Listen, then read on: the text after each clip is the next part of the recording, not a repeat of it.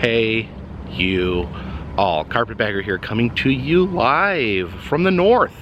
More specifically, Dearborn, Michigan. And even more specifically than that, I am at the Henry Ford. This is a museum out here in Michigan. Centers generally around automobiles, but actually has quite a larger expanse than that. I've actually been here before. One of the very early videos in this channel, probably within the first year of this channel, I had a video here at the Henry Ford Museum and had quite a good time. At the time they had quite a collection of moldoramas. I'm excited to see what the status of the moldoramas is. If they have any new molds, check that out and see what has changed, if there's any new special exhibits. So please, follow me.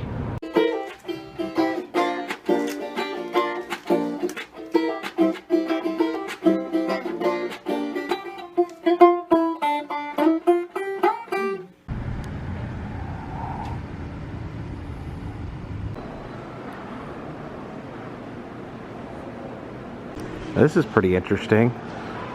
The ground was actually broken here on this museum by Thomas Edison. You can see the shovel there and Thomas Edison's autograph. And there it is, one of the most iconic automobiles of all time. The Oscar Mayer Wienermobile. These are gifts that would be given out by the Wienermobile driver. There's a Wiener watch, a Wiener whistle, little Wiener rings, and I think that's like a Wiener pan flute.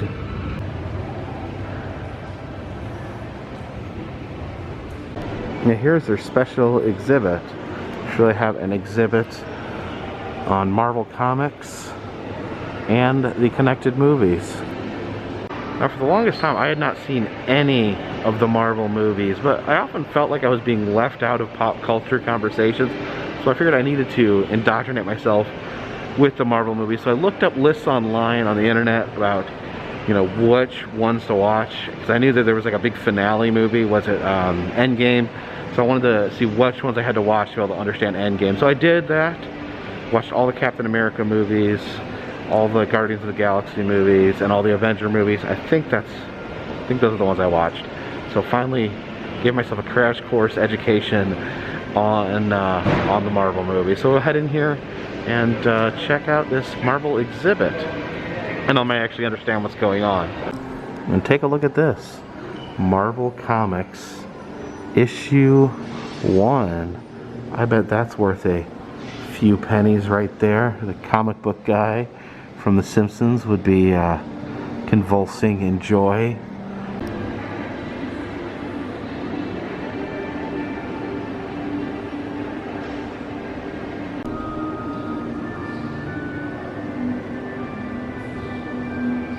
Alright, the rules here are even superheroes have to keep their masks on for photos. You have to have your mask on if you want to take a photo with the Thing here lounging on the couch. Does make sense, superheroes being an early adopter of the mask look. So they'll sit here with the Thing, their masks on. So your skin, it's like made out of rocks. My skin's made out of meat. Here's the Black Panther. Of course, we actually recently lost the actor Chadwick Boseman, who played the Black Panther. Very, very tragic young death. Here's some screen used costumes from the Black Panther. It's one in the middle, actually worn by Chadwick Boseman in the film.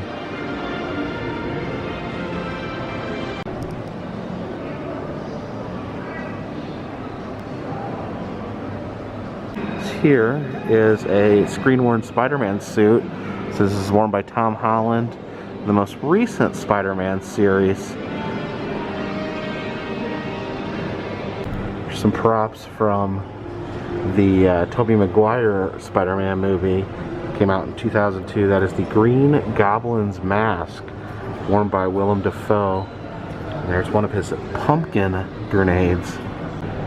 Here's Spider-Man number 15. I guess I couldn't spring for number 1.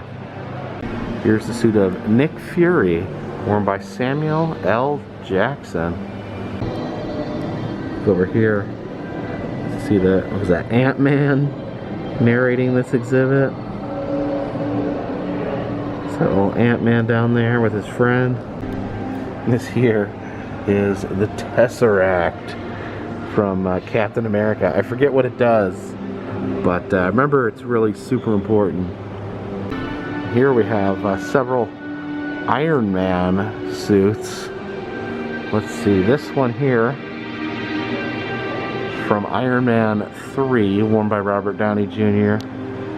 This is from the original Iron Man, and I guess this was the prototype Iron Man suit that he made in the desert. They actually have a Iron Man simulator where you can become Iron Man. So you gotta stand Welcome here. to the Become Iron Man experience. Oh, okay. Raise your arms to the side. Prepare to suit up.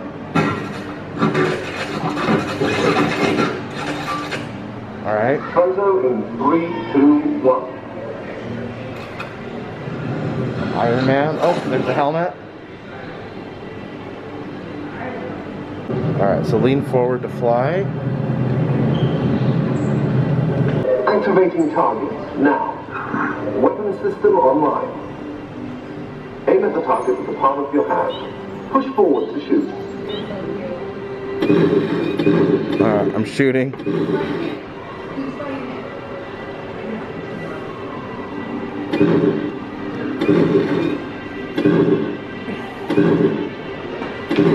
Test complete.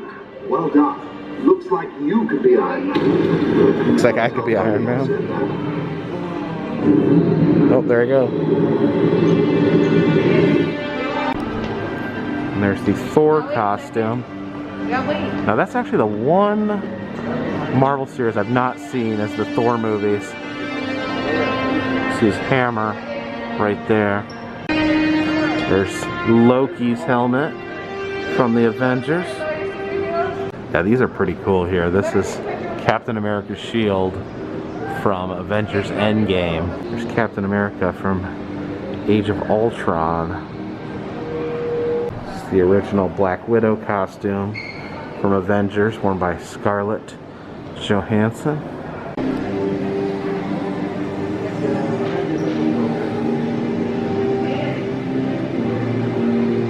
It's here you choose your favorite Marvel character. So many to choose from. So many different Marvel characters, but we'll go with Star-Lord. He says thank you. Star-Lord's number 12, I guess, of people that visit. I wonder what number 1 is. Oh, let's see. Luke Cage is number 19. It's not very popular. Oh, it looks like Jessica Jones is the least popular. I don't even know. I don't know who that is. It's not a very good superhero name, Jessica Jones. But who's number 1? Number 1 is, oh, Spider-Man. Number 2 is Black Panther. Ah, that makes sense. And actually very close to each other. So they have all different kinds of memorabilia, costumes, toys from all the Marvel characters. Behind this wall lurks one of Marvel's scariest supernatural characters. Do you dare look? Oh, I dare. Oh, it's a flaming skull. Is that, what's his name? Night Skull Rider? The Night Motorcycle Skull? Ghost Rider, that's it. Here's Daredevil. This isn't the Ben Affleck movie from the early 2000s. This is from the TV show. Also has his cane, his glasses there. Alright, entering some weird, spooky chamber here. Got the suit of Doctor Strange. A character I'm not really familiar with. This is Miss Marvel. Looks like maybe she just has a big fist that she uses to punch people's faces in. I've not seen this movie either. This is from Captain Marvel. Yeah, of all the Marvel movies I watched, this was by far my favorite. The Guardians of the Galaxy. There's Gamora and Star-Lord.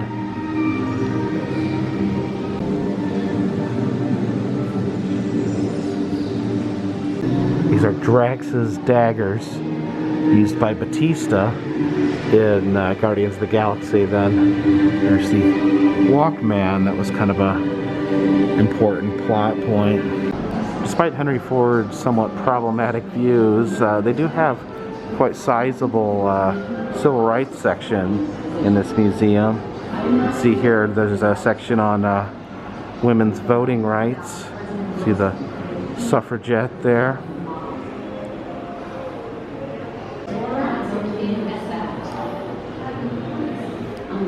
America's most terrible and unforgivable domestic threat, the KKK. There's a whites only drinking fountain and a colored drinking fountain. Man, so racist. Probably the crowning jewel of the Henry Ford Museum. This bus here, this is the bus that Rosa Parks famously refused to move to the back of. You can see currently the bus is actually closed. They used to let you go inside, but it's the current events in the world right now. It's not safe to allow people in, but we'll take a little peek over here. This window right here, this is the seat that Rosa Parks sat in when she was asked to move and became a civil rights icon. Now, can you smell that? Have a mold-a-rama machine. This is the Rosa Parks Bus, and I think last time I came here, I think they did not have this. I think it was switched out for a holiday exclusive, so let's make ourselves a Rosa Parks Bus. Swipe the old credit card there. There we go. They come together, fill with melty plastic. Oh, there it goes.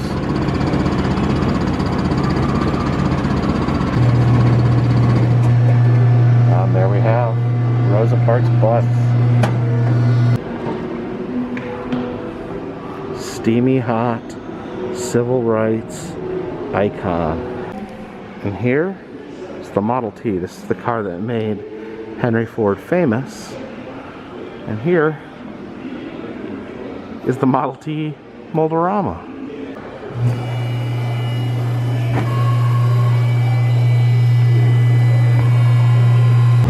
I just noticed down here there's a quote by Henry Ford. Any customer can have any color he wants, as long as it's black. Oh, there it is.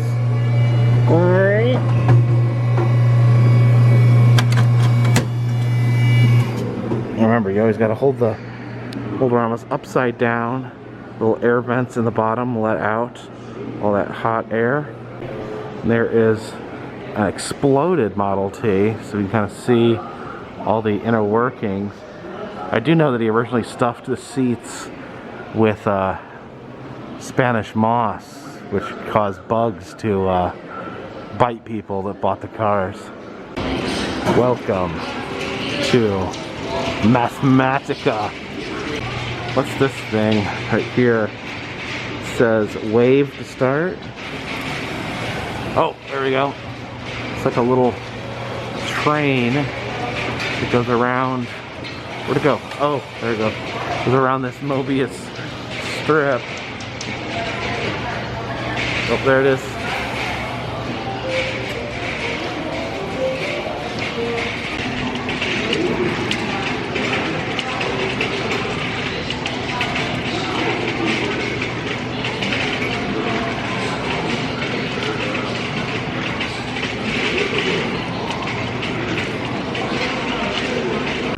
They have a futuristic home, or at least futuristic at one time, known as the Dymaxion House, a new way of living for 1946. Now, because of certain pandemics going on in the world, we're not allowed inside the Dymaxion House, but we can view it through these viewing windows. You can see actually quite impressive, like a circular, efficient house, all decked out for the 1940s. Here we find ourselves in the progressive generation. For people who was born between 1890 and 1919. And then we walk this way towards the future. In this cabinet we see things that the progressive generation would have enjoyed, like Heinz East India Chutney and Tinker Toys. Now we head into either the Eisenhower generation or the War generation, as it is also known. Back when all the magazines had pretty ladies on them. Check out that Steamline Railroad. It's like an electric train toy. Uncle Sam needs your discarded silk and nylon stockings to use for gunpowder bags. Huh. Guess they had a bunch of pantyhose filled with gunpowder. Okay. Boomers. Emergency drinking water? A book on how to protect yourself from atomic bombing? A bomber? Apparently boomer life was just about waiting to be exploded. Some boomer music, from records to the glorious 8-track.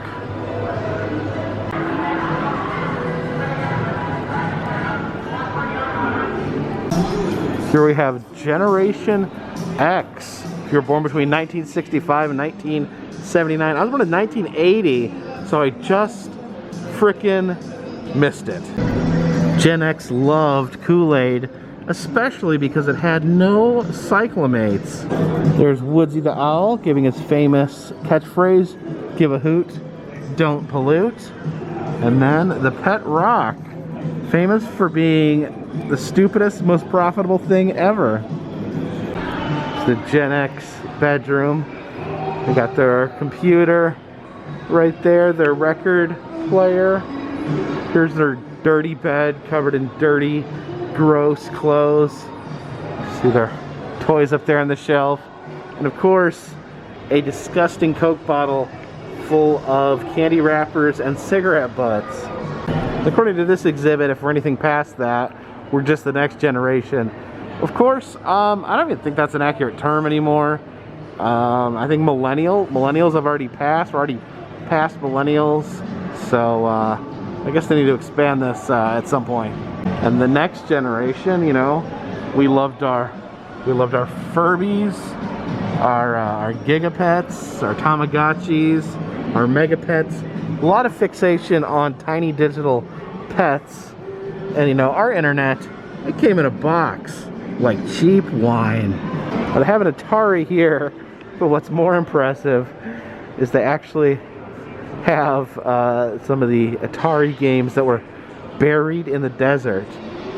E.T., notoriously the game that sank the video game industry and was buried in the desert by Atari. Now here's some things the current generation loves, according to this museum. The Oregon Trail, yo-yos, Nokia phones with a big antenna on it. Ooh, pagers, and PlayStation 1. Guns. And here we have what is probably the strangest, most unusual artifact here at the Henry Ford Museum. Right there is a bust of Thomas Edison, who was a mentor to Henry Ford, one of his heroes. And because of this, Henry Ford saw to it that Thomas Edison's final breath was captured in that test tube. So that test tube you see there, that air in that test tube was the final bit of air that passed through Thomas Edison's lips. Here's an exhibit on wing walkers, people that would actually strap their feet to the wings of an airplane in order to do tricks. It's a fine day for a fair and a fine day for flying. Some locals gathered to watch the air show.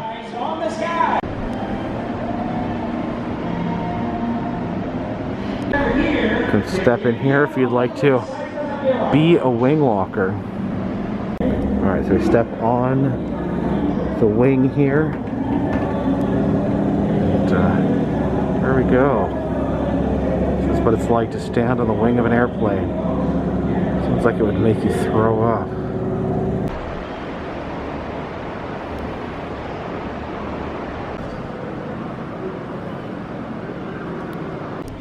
There we have some prototypes of potential future cars. Not entirely sure how this car, you know, goes. Looks like this car has blinders for some reason. Now this car here won the 2011 Daytona 500. What's really cool is you can actually see it still has all the confetti from the victory all crusted to the hood. It's a 2002 Prius. Huh. This section here just kind of walks us through the evolution and history of the automobile. Some great old neon signs here. See that old McDonald's sign. Also got a White Castle and an A&W sign as well. Sign here belonged to Howard Johnson. Here is a 2016 General Motors self-driving car. You notice it's got all these cameras poking out everywhere. There's two cameras sticking out of the front there, then like a cameras mounted on the top. Because it just had cameras in all angles to be able to self-drive. It's a collection of presidential limousines here, starting with the Reagan car, 1972 Lincoln, used by Ronald Reagan during his presidency. Another major attraction here, the Kennedy car. This is the car that the Kennedy assassination took place in. John F. Kennedy sitting in the back seat here when he was shot to death. Remember when Jackie Kennedy leaned back over the hood here. Now you notice there's something different from the classic video, from the classic pictures, is it actually built a roof on it, which I guess is a good idea. That will prevent presidents from being shot. But that's the really weird thing. They kept using the car. After they put the lid on, they used this limousine all the way to Jimmy Carter. So, I don't know, a president is murdered. A president is murdered in that car right there. And they wipe it down and keep using it for future presidents. That always boggled my mind. It seems like once this became a crime scene, you thought it would have been taken out of circulation, you know, forever probably. And probably the darkest moldorama, the Kennedy car moldorama. You can actually get a mold made of the car Kennedy was shot in. And the oldest of all the presidential limousines, Teddy Roosevelt's horse and carriage. The 1957 Cornell Liberty safety car. Apparently this is when they first decided that cars should make an attempt to be safe. Look here, it's very interesting. Got these weird foam seats, big foamy dashboard. Just make the entire inside out of foam and no one will get hurt. They should still do that. It's the history of car seats. You can see these old versions were much more horrifying than what we currently use. Definitely have a soft spot for these awesome old school Silver Bullet Airstream trailers. And there's that warm familiar glow of the Holiday Inn sign. Right here is a 1965 era Holiday Inn hotel room. I'd still stay in this. Pretty nice looking. Of course, Holiday Inn was the first standardized hotel chain. The only hotel in the country where you pulled up and knew exactly what to expect when you were there. Some old Holiday Inn soaps. Holiday Inn sewing kit. Alright, and as our last Motorama, let's make a little red astronaut.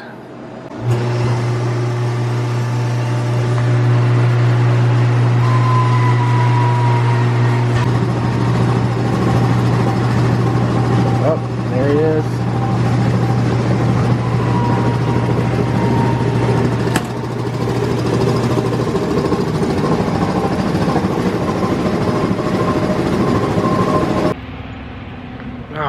So thank you for joining me here at the Henry Ford Museum here in Dearborn, Michigan. A very large and very full museum, and it really does dig deep into the evolution of the automobile.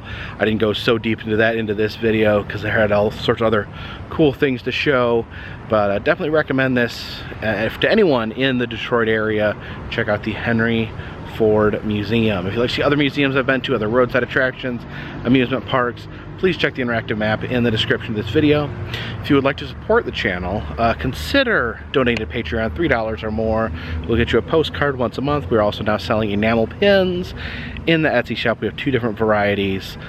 Until next time, this one's in the bag.